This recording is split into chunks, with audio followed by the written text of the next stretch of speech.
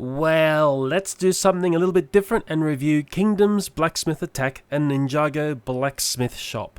I wonder how many of you have got the hint there's a connection here, but there's another reason why I've brought these two sets together. First up, let's look at the stunning Kingdom set 6918, which comes with 104 pieces and retails for $17.99 in Australia, and amazingly only $9.99 in the USA. And those prices are from Lego.com. Crikeys, I can't believe how well priced Lego is in the United States. Anybody ever seen saying Lego's expensive in America really needs to pull their head in. The main building in this set is a water wheel powered hammer working a tool of choice on an anvil. In a medieval city, those crafting weapons were highly regarded. Good weapons are essential for winning battles.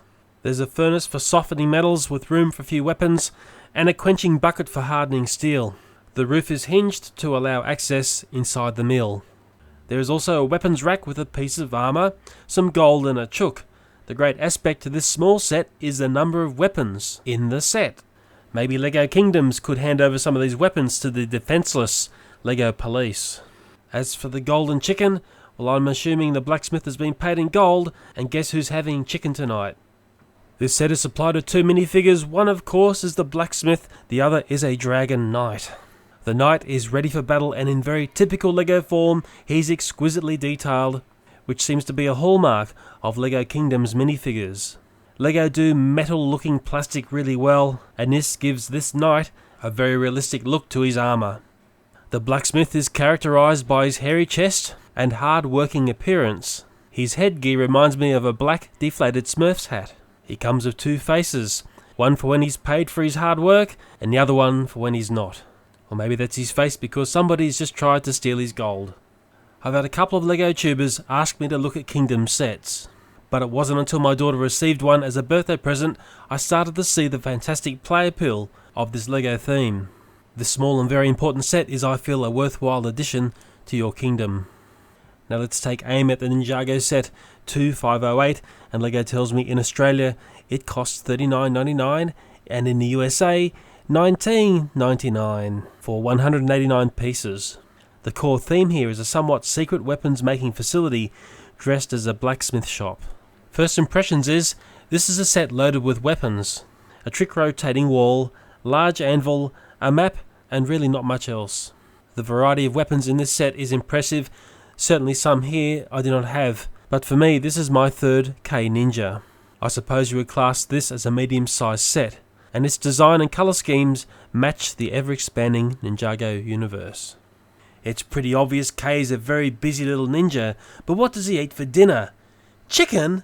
But aren't ninjas vegetarians? Doesn't Lego do celery sticks? That's about all that I can milk from the building in this set, and I can tell you one thing, my daughter really likes it. She actually calls it K's home, and considering he's a fire ninja, it's perfectly suited for him. The two minifigures in this set are the Fire Ninja K and General Cruncher. This K seems to be identical to my other two versions of him, but is this really the case? Here are my three Ks, and the middle one is the one from this blacksmith set. I can see a difference in the headgear, but I can't remember which set that one's from. But what's hiding under the ninja scarf is quite curious to see. The blacksmith set K's face printing is far fainter than my other Ks, and it's actually my daughter who pointed this out to me. Seeing this difference in detailing is a little bit disappointing, but let's throw it out to the audience. What's your thoughts on what you see different here? Have you seen the same happening with your ninjas?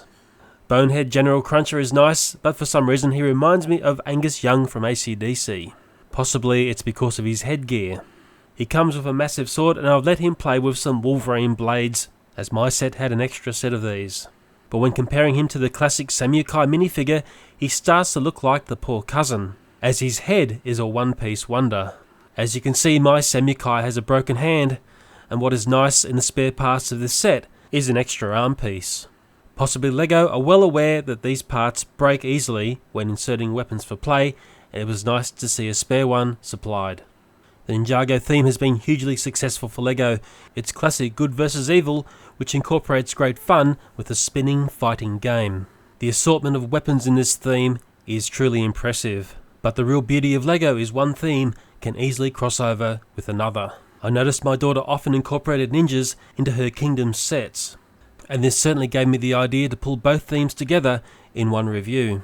Finding a Kingdom set and Ninjago set which both featured an anvil was for me the perfect match. If you're yet to consider either of these LEGO themes, I'm hoping my review will have you consider both of them, because I can assure you both are excellent choices. And now for some LEGO news. I'm certainly still planning to do a Halo vs Star Wars smash 'em up review, and these are the two craft I have chosen. Both are winged vehicles, both are similar weights. One has 471 pieces for $39, the other 389 pieces for $99. Are these two sets worthy of a smashing challenge, or can you suggest a better pair to pull together? And also, a while back I did say I was going to review the Ninjago board game. Well, let's just say I'm letting this one go through to the keeper. I'm not even going to have a swing at it. For me, a good game has simple, rigid rules, aimed at achieving a goal. If it's fun along the way, that's even better. I've found none of these qualities in this board game. My 7-year-old daughter played it once, and she never desired it again. Maybe you could elaborate on any experience you've had with this board game, because other people's opinions are always welcome here. And on the game topic, who has the creationary game? Is it worth pulling a review on, or should I also let this one pass through to the keeper?